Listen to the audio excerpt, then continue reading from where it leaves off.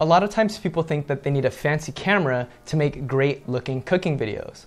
Well, in this video series, I'm going to share with you the step-by-step guide to filming and editing professional videos on your phone. Part 1 is going to cover some of the gear that you're going to want to consider investing in that can take your camera phone video from amateur to pro. Part 2 is going to cover some tips for filming. I'll cover techniques, camera settings, as well as explain how to shoot efficiently so that way you're not spending tons of time sifting through footage when it's time to edit your videos. Part 3 is going to be ways to capture and create awesome thumbnails. And part 4, we're going to go over how to edit your videos on your phone. Part 5 will also show you how to upload your videos to YouTube and maximize your reach. So we have a lot of things to cover, but before we get into filming, I wanted to go over a few inexpensive items that you'll want to consider investing in first. All of these things I'm about to recommend will only cost you a total of about $150-ish, but it will take your camera phone footage to the next level for sure. The very first thing that I would recommend investing in is going to be audio. I personally think audio quality is more important than video quality when creating content where you'll be teaching someone how to do something like prepare food. Your audio will immediately stand out once your video begins, and having crappy sounding audio will instantly take your great looking video from professional to amateur. There are a number of different styles of microphones at different price points to consider when upping your production value of your cooking videos. If you want to learn more about audio for cooking videos, I created a whole nother YouTube video breaking down the best microphones for cooking videos and which ones I personally use and all the different ones I would recommend. In this video, we're going to be using the most budget-friendly microphone that I could find, which is the PowerDeWise lavalier lapel microphone. I got this off Amazon for around 35 bucks. It does need to be plugged into your camera, but it also comes with an extension cable. This will allow you to get further from your phone, but still be able to attach it to your shirt. The next thing I'd recommend investing in is going to be a tripod and a phone holder. These two things are not 100% necessary because you could always prop your phone up on some boxes or something to film yourself, as well as hold your phone in your hand while you're filming while you're cooking. This does get a little bit difficult and sometimes can get frustrated when you're trying to film your food while at the same time not burn it or chop it or cut it and it's all moving around all over the place. There are a number of tripods out there on the market ranging from like 15 bucks all the way to thousands of dollars. I would recommend finding a tripod made out of metal or aluminum. You'll want to stick with something that has legs that are locked with clips, not the screw to tighten or loosen. Clip locks are much quicker to adjust and you don't have to worry about your camera falling over because you forgot to tighten one of the legs all of the way. You'll also want to find out the max height the tripod can go up and break down. Since you'll be filming yourself prepping or cooking food on your counter or stove, something that can get up to about 50 or 60 inches would be ideal. An adjustable center column is also great because you can quickly adjust the height of your phone without having to do each leg at a time. You'll also want to pick up a phone holder. The one that I would recommend, I got on Amazon and scored it for 10 bucks. I love this one because it's made out of metal and it feels super solid. It has the option to attach a quick release plate to it and attach it to your tripod if it has one. It's also super easy to adjust your phone's orientation from vertical to horizontal, as well as angles for your shots. One bonus thing I'd consider but would increase the cost of your tripod is going to be finding a fluid head. This isn't necessary if you plan to do mostly locked off shots, but a fluid head will allow you to get smooth panning or tilting movements with your camera or phone. I'll put a link to a couple of the options in the description below. And the very last thing I would recommend investing in is going to be lights. One of the best ways to create a professional looking image is to have good lighting. I created a whole nother video breaking down lighting equipment and techniques, so if you want to learn more about this topic, be sure to check that video out as well. I'll put a link in the description below or I'll have a card pop up. The free option for good lighting is to shoot near a window with lots of natural light. However, this may not be an option depending on where your kitchen is located, and if it is, you'll have to deal with the light changing when the sun pokes in and out of the clouds, and you'll also have to schedule your filming in the daytime. This is why I would recommend investing in a light kit. You just have more control of your lighting environment. An inexpensive kit that I found on Amazon that had great reviews on YouTube is the Fovitec fluorescent lighting kit. This is a super simple light setup with everything you need to create good looking soft light for your cooking videos. I'll have a link to this and a few other options in the description below. If you'd like to dive deeper into how I produce my cooking videos and how you can do it with your phone, make sure you check out my full in-depth cooking course. I'll be sure to put a link in the description once it's ready. This section of the 5-part video series can get pretty in-depth, going over exactly how to film every second of video footage. In this video tutorial, I'm going to give you 5 tips for video production to help you capture the best looking video and audio for your cooking channel content. I'll also explain how to shoot efficiently, so that way you're not spending hours sifting through footage when it's time to edit your videos. So tip number 1 is setting the stage for your video. So the first step to good looking videos is going to be setting up your camera or phone to figure out what's going to be in your frame. Take a second to figure out where you're planning to stand. I would recommend not standing directly in front of a wall. It creates a flat image and it casts your shadow on the wall behind you. Put some space between you and the background to give your video some depth. Take a second to set your phone up and point it in the direction that you plan on filming, and look around your image and see what's in your frame. What's in the background? What's in the foreground? Is there a window that makes it really bright behind you? Is there a mess or any distractions? Take some time to clean up your space to your liking by removing any of the unwanted items that you have in your framed shot. You can also add things in your frames like flowers or decorations as well. Or you can just leave it how you want it and don't change a thing at all. Do whatever makes you happy and it's your video. Once you have your background figured out, the next thing you're going to want to do is set up your lighting. Check out my other video that I created that breaks down the different lighting techniques. Once you position your lights to your liking, we can move on to the next tip. So tip number 2 is to figure out your composition. I personally try and follow the rule of thirds. Imagine 2 lines running across your frame, vertically and horizontally. You can stand off to 1/3 of your frame with the 2/3 of space on the other side. I normally place myself in the center of the camera frame, with my eyes on the top third of the frame, leaving myself with a little bit of headroom. You don't want to cut the top of your head off, but you also don't want to give yourself way too much headroom. You also want to try and fill your frame with the thing that you're emphasizing the most important in the shot. A wide shot is fine, but it can sometimes get distracting to the viewer because they have a lot to look at. If you fill the frame, they know what they need to focus on. The third tip is going to be selecting the right camera on your phone and your settings. For this video, I'll be using an iPhone 11, but if you have a different phone, the camera quality and settings should be pretty similar. You'll just need to find out where the settings are on the phone. Normally the main camera on the back is the best on most phones, but the selfie camera is okay to use as well.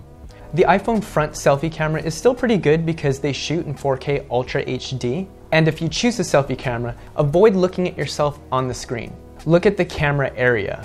It's like making eye contact with the person that's watching your video. If you plan to use the selfie camera when talking to your viewers, put something like a little piece of tape near that camera so that you can look at the tape, because it is difficult to look at that tiny little lens. I personally plan to use my main camera on the back of my phone. So now that we know which camera that we're going to use, now we can adjust our settings. In the camera settings, there are different options for recording video. Select 4K if your phone has that option. This is the highest resolution my phone can shoot, and it's the best image quality. I'm gonna go with 4K at 60 frames per second. Once your settings are selected, do a test shot and record a clip first to check your framing, lighting, and audio. I'll go back and watch that video to make sure it looks and sounds how I like it.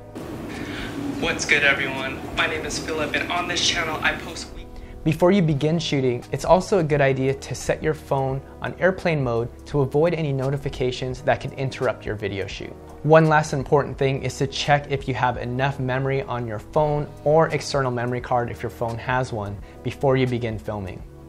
Once it's good to go, we can start filming the content. Tip number 4 is to shoot your entire talking part first. The first thing I like to do is shoot my entire script. I'll do all of my talking that I plan to do on camera, as well as read my entire script for the parts that I know will be a voiceover and be covered up with shots of me cooking. If you're interested in how I structure and write my scripts, I created a whole nother video on this topic, and I'll put a link in the description once it's up. Take your time and go through each of your steps. If you stumble up on your words, it's okay. Just pause for a second, smile at the camera, and pick up from the last sentence back in your script. What's good, everyone? What's good, everyone? If this is the first time we're meeting, my name is Philip Lemoine, and I'm actually a full-time cinematographer, but I love to cook. Try to shoot your entire script in one long take if possible, including your outro and call to action and the end as well. This makes it easy when it comes time to edit. This one long video clip is going to be the main shot of your video, and it's going to be called the A-roll. So tip number 5 is going to be to capture a lot of B-roll. B-roll is the footage or short clips that we'll be placing over your A-roll. It's good to get B-roll or cutaway shots of the things that you're going to be talking about in your script. Layering these shots over your A-roll makes for a more entertaining video for your viewer because they're not just watching you talk to the camera and they can actually see what you're talking about. B-roll are the things like shots of your individual ingredients, shots of you preparing these ingredients if you're explaining this process in your script, shots of you cooking, shots of you plating the dish, and final shots of the finished dish. One huge tip I would recommend for this step of filming your B-roll is to just shoot short 10 to 30 second clips of these steps you'd like to feature or show. Running long 2 to 5 minute shots of each step not only wastes a lot of memory on your camera or on your phone, but it will also take way more time to sift through that footage just to find that short 3 to 5 seconds that you plan on using. Just shoot what you need. If you're doing something repetitive like peeling potatoes, you don't need to film yourself peeling all 10 potatoes. I call it shoot to edit. I also encourage you to get creative with your B-roll. Switching up your camera angles create a more dynamic video. So now that we have all of our content shot, but before we can eat, you'll want to make sure to get a great thumbnail photo. Aside from your title, one of the most important things you can do to help your videos get more views is design an eye-catching thumbnail. So a lot of people think that you need a fancy camera and Photoshop skills to create awesome looking thumbnails for your YouTube videos. I'm gonna break down how you can do this with your phone in 3 steps. If you hang out to the end of this video, I'll show you how you can use Instagram to make great looking thumbnails in less than 30 seconds. So step 1 is going to be to style and shoot your photos. The first thing you'll want to do is take a little time to style the dish that you're planning on featuring. Consider the plate that you're going to use, and if you plan to put any fresh garnish around it. Think about if you want to place anything else, like ingredients or utensils, before you take your photo. One thing that I like to do is honestly just Google the dish and then switch to image view and try and just copy one of the best looking images I could find, really. Here's a few tips for taking photos of your dish. You want to set up your lighting on your dish to give it a little bit of depth. I like to run just one light off to the side of me at about a 45-degree angle, shooting down on the dish. You also don't want to shoot straight down on your dish. This is a personal creative choice and you can do whatever you like, but I think shooting food at a slight angle gives your food more depth. Shooting straight down works for some dishes, but it does make the dish look flat. I like to try and show off the height of the dish whenever I can. You also want to consider using portrait mode if you have it. This is a great way to, again, add some depth to your shot, and it also has the focus on the food. You also want to make sure that you shoot your photos horizontal. Thumbnails on YouTube are horizontal, and I don't think I need to say anything else about that. You also want to consider positioning your food off to 1/3 of the frame. Fill as much of your shot with the dish as you can. You want to keep the dish off to the side so that you can add some text later without completely covering the dish with letters. Also, take a few different photos of the dish. It gives you some options to choose from when it comes time to editing. And that leads us into step number 2, which is editing the photo. Take some time to select your favorite photo and then open it in your favorite photo editor. Here I'm going to be using Snapseed. I like this app because there's a few preset options that you can select to help make your photos look great. Edit your photo to your liking. I think the thumbnails that work best are the ones that are bright, colorful, and contrasty. Once you're happy with how your photo looks, the next step is to go into the tools and we're going to crop the image to a 16:9 aspect ratio. I'll fiddle with the crop tool till I get it to how I like it, and then I'll hit the check mark to apply the crop. Step 3 is going to be adding text. I think it's best to keep the text to a minimum. If possible, don't just put the title of your video. This is an opportunity to add more information for your viewer to learn about the video and make them want to click. Keep it simple though. I'd say 3 to 5 words max. Also, try and stay away from thin, fancy fonts like cursive. You gotta think, people are probably going to see this thumbnail on their phone and it's going to be tiny. So you want to have a nice sized image of your dish and big bold letters that are easy to read. It's also helpful to put some sort of background color behind the text as well to help it stand out. Snapseed has a bunch of text templates that you can choose from to fit your style or brand. There are a couple of other apps out there that you can use to add text to your images.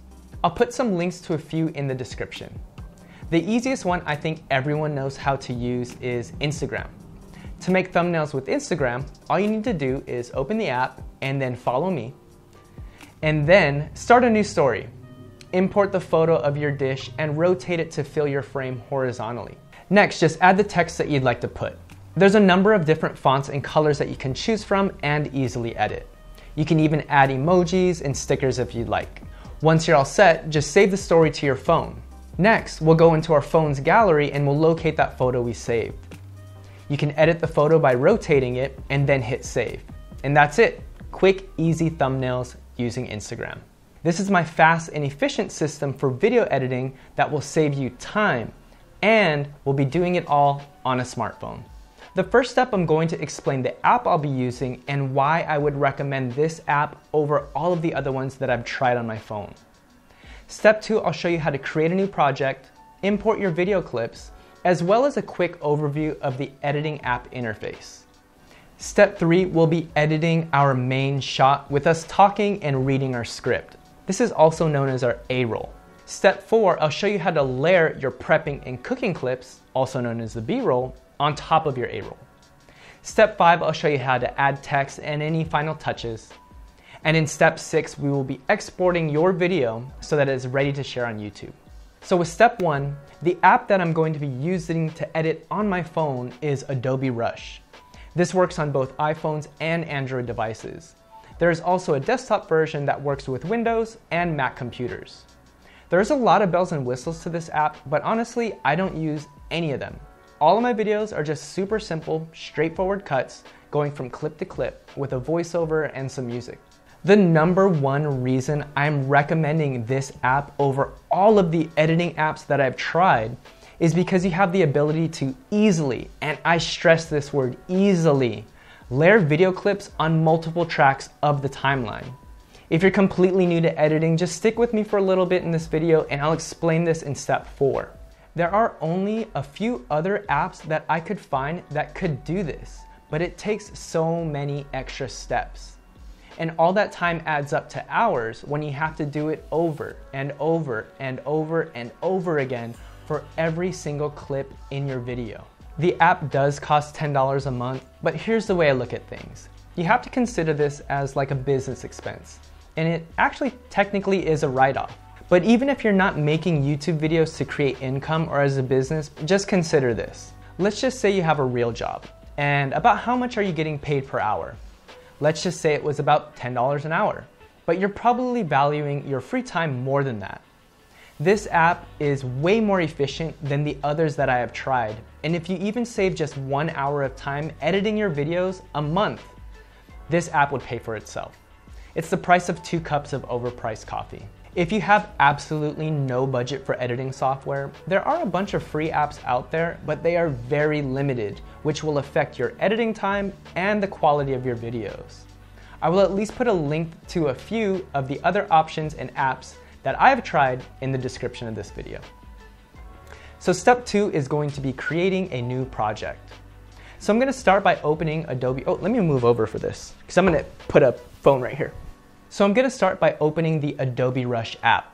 Once it's open, I'm going to select to create a new project. I'm gonna name this project Panko Crusted Salmon, and then I'm gonna select media to import into this project.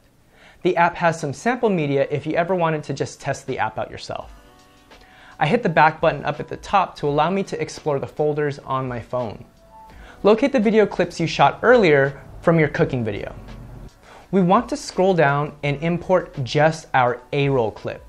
If you watched my video about filming earlier in this series, I mentioned that we want to shoot our entire script and talking points in one long clip. This is going to be the main shot for the video. Once it's selected, I'll hit the Create button and it will import the clip into our new project. Before we jump into editing our A-roll, I want to just give you a quick tour of Adobe Rush. I'm not going to go and show you how everything works, but I'll explain the basics and the tools we will be using to edit. So here's the main screen of our project. At the top, this little house will take us back to the very beginning of the app where we created our project. Sequence 1 is our timeline for the edit we created within our project. With Adobe, you have the ability to edit multiple timelines or sequences within a single project. For this video, we only need one sequence or timeline. The little U-turn arrow is the undo button. If you make an accidental edit, you can undo or redo by selecting this button. Next to that is our Explore Share button that we'll be using to export our final video when we are done editing. This button here allows you to submit feature requests or report bugs within the app to Adobe. This here is where you can see at what point in the time our playhead, or the blue line that you see, is within the timeline. We are currently at 1 minute and 30 seconds of our 12-minute and 42-second video. Next to that is our playhead controls. And down on the bottom, this plus sign allows you to add more media like videos, photos, audio, or music. Next to that is our project panel or folder. This is where you'll be able to see all of the media that you've imported into your project. Next to that is a button that will change our timeline view. If you select that, now we can see the multiple layers that we are able to add above and below our A-roll. On the left, you can see that we have the ability to mute an entire layer, or we can turn off the video layer and just have the audio. Or we can do both. Or we can lock this layer so that no changes can be done to it. We do not need this timeline view when editing, and you can toggle that off by hitting the button again. Next to that, we have the ability to change the aspect ratio of our video. There are the standard options that you can pick from. We're going to stick with the 16:9 for this video. Next to that is our graphics and text option, and I'll show you more of that in step 5. And this button is to add effects, like transitions to your videos. This button right here allows us to adjust the color of our video, and we can add any special looks or filters. This button is if you want to change the speed of your video clips. And this button is used to make changes to our audio.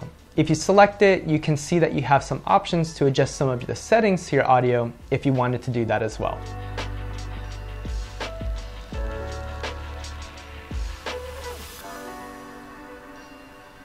Next to that is the transform button, which allows us to manipulate the size and position of your video or text on the screen. We can adjust the scale or size like this, and our position like this. The rest of these tools I'll show you how to use while we're editing. Another thing that you can do is select your clip by tapping on it, and you have a couple of options to choose from. One thing I like to do is expand my audio of my A-roll to help me see the waveform better when we begin editing our clip. You can also pinch to zoom in or out, as well as drag the clip around to get the playhead where you'd like on the video clip. Now that we have an overview of Rush, let's jump into step 3 of editing our A-roll. To simply explain this process, all I'm going to do is go through my entire A-roll clip and cut out all of the pauses and mistakes that I don't want to be in the final video. So let me show you how to do this in a real-time example. Here's the very beginning of the video and the first line of my script. In this video, I'll be sharing with you my favorite panko crested salmon recipe. So I nailed that part, and I want to trim off all of the extra video before I say my first line. To do this, I'll scroll the playhead back. I'll pinch to zoom in a bit more on the audio wave, and then I'll hit the scissors to make a cut at the playhead. I don't need all of this footage before the first line, so I'll select it and then I'll hit delete. I'll scroll to the end of this first talking point in my script and I'll make another cut. So let's check out the next line of my script. What's good, everyone? If this is the first... So I messed up, but I paused for a second and then I started again. I'm going to make another cut right at the beginning of the second line of talking. Then I'll select the clip where I messed up and I'll select delete. Here's the two clips back to back now. Crested salmon recipe. What's good, everyone? If this is the first time we're meeting, my name is Lemoine. So now I'm going to just go through my entire A-roll clip and delete all of the unwanted pauses and mess ups till we hit the end of our script. Here's my A-roll all done, and as you can see, the video is now much shorter at 3 minutes and 36 seconds. The next step is going to be adding our cutaway shots, also known as our B-roll, on a separate video layer above the A-roll. So here's a section that I want to put a B-roll clip. The first thing that you're going to want to do is preheat your oven to 425 degrees. I'll hit the plus sign to import new media. I'll locate the video files on my phone, and I'm going to scroll and select a video clip of me preheating my oven. Adobe Rush will automatically insert our clip on the same layer as the A-roll wherever you have the playhead positioned. All I'm going to do is select the clip and then drag it up one layer. I'll then slide it over and fine-tune the clip to my liking above the A-roll. Here's how it's going to look and sound. The first thing that you're going to want to do is preheat your oven to 425 degrees. So I'll just repeat this process with all of the B-roll I shot till I have everything I want on the timeline on top of my A-roll. After we're happy with how everything's looking, we can move on to the next step, which is adding our titles and graphics. Here's a section that I want to add some text to. The ingredients for this dish are going to be 2 to 3 thick cut fillets of salmon. To add text, I'm going to scroll along the bottom and I'm going to hit the graphics button. Then, add graphics. There are a bunch of pre-made graphics, transitions, and overlays to choose from already inside the app. If you hit more, you'll be able to scroll down and see a long list of different styles that can be fully customized to your liking. I'm just going to stick with the basic 2-line title.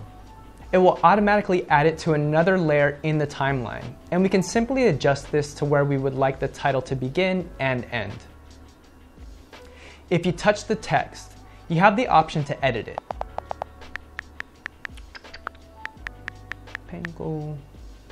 While editing your text, at the bottom, there are all the options to customize it. You can change the font, the size, the color, and even add an outline or shadow. I'm going to back out of this toolbar and scroll over to the transform button to adjust the scale and position of my new text.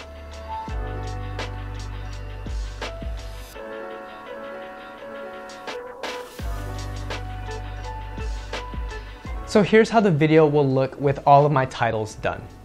Going to be 2 to 3 thick cut fillets of salmon, about 4 to 6 ounces each with the skin on, about a half a cup of panko Japanese breadcrumbs, 1 tablespoon freshly minced parsley, and 1 teaspoon fresh minced thyme, Dijon or honey mustard. So at this point, we can consider this video done. You can also get more creative by adding music tracks, animation, and a video intro and an end screen. If you're interested in learning more about how I did this, along with how to keep all of your video files organized so that they're not all mixed up with your other photos and videos on your phone, check out my YouTube cooking course. I'll be sure to put a link in the description once it's available. So the last and final step is going to be exporting our video. All we need to do is select the Export Share button up at the top. This will show us our quality and settings. Press the arrow to toggle down and select the quality that you'd like to go with. I'd recommend 4K if you have the option. I'm going to be picking 30 frames per second. Now, just hit export and let your phone do its thing. Just make sure not to exit the app while it's exporting. And there it is, folks. We just completed an entire professionally filmed and edited cooking video all done on our phone. I told you we didn't need a fancy camera to pull this off. I'll put a link to the panko crusted salmon video in the description if you want to check that out. So there are a couple of steps that we want to take before we start uploading our video to YouTube. You don't have to do everything in this exact order, but you definitely want to have these things completed before your video goes live to the public to see. The first thing I like to do is simply watch my entire video, just to make sure that it's all good and nothing happened during exporting that might need to be fixed before uploading. While I'm watching, I like to make note of the timestamps for specific parts of the video that I plan to include in my description. Some of those key moments I look for after the intro are when I list the ingredients, any major steps in the cooking process, and the outro. I plan to put these timestamps in the video's description because YouTube adds those little chapter markers in the video's timeline, which makes for a better experience for the viewers. The next thing I like to do is collect any Amazon affiliate links to the products that I might have mentioned in the video. If you're not familiar with Amazon affiliate marketing, I'll put a link to some helpful videos that'll explain it in detail in the description.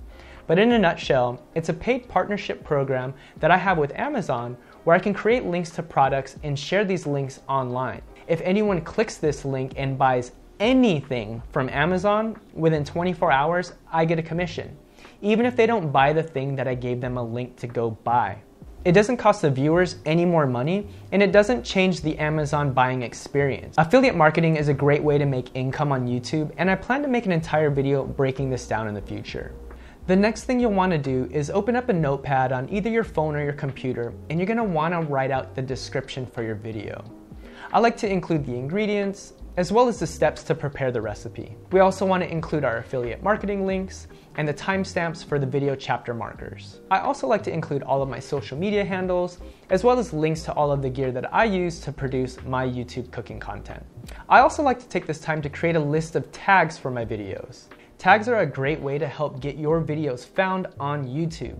I'll dive deeper into this specific topic in another video. Now that we have all of this done, we can upload our video to YouTube. Start by opening up the YouTube app. At the top of the screen, you'll see a little camera icon. When you select this, this will give you a couple of options at the bottom. Select the video icon. Now scroll through your videos and pick the cooking video that you exported from Adobe Rush. The next screen will give you options to trim the video and add any filters. Skip this part by hitting next at the top. On the next screen, we can put in our title. I'll put Easy Panko Crusted Salmon. Below that, we have the option to add our description. I'll switch over to my notepad on my phone and I'll locate the video description we made earlier. I'll select all and hit copy. Now, I'm just gonna jump back over to YouTube and I'll tap the Add Description button. Next, I'll paste in my description. Now I'll go to the previous screen. Below, we have the option to select who and when our video can be seen. I like to choose unlisted for a couple of reasons. The first reason is because whenever a video goes live, right after you upload it, YouTube hasn't fully processed it and it won't play back in its best quality. I'd hate for the viewers to try and watch the video and it's all pixelated. The other reason is because we still need to make a couple of changes to the video after it's uploaded, and we want to do this before it's public. Below that, we can add our location, and below that, we can add this video to a playlist if we have these set up already. The last thing to do is hit upload and let the app do its thing. It's a great idea to connect your phone to Wi-Fi and also plug it into a charger while it's uploading. You also want to make sure that you don't exit the app while your video is uploading. Once your video is uploaded, the next thing you want to do is open the YouTube Studio app. Locate the video in the app, and at the top of the screen, you'll see a little pencil. Tap that icon, and now we have a few more options to edit the video. This pencil right here is going to allow us to change our thumbnail. Locate the thumbnail that you edited on your phone and select it. Scroll down all the way to the bottom and you'll have the option to add your tags. You can copy and paste them from your notepad as well. Once you're done, the last thing to do is to switch your privacy from unlisted to public and hit save on your video.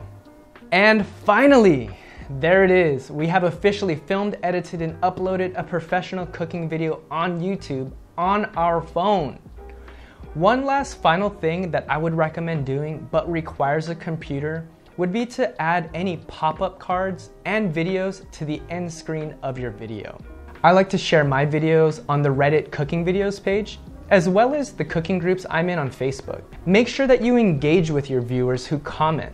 This helps with your YouTube algorithm and it shows YouTube that people are watching and talking about your video. Have I ever mentioned that I'm making a YouTube cooking course?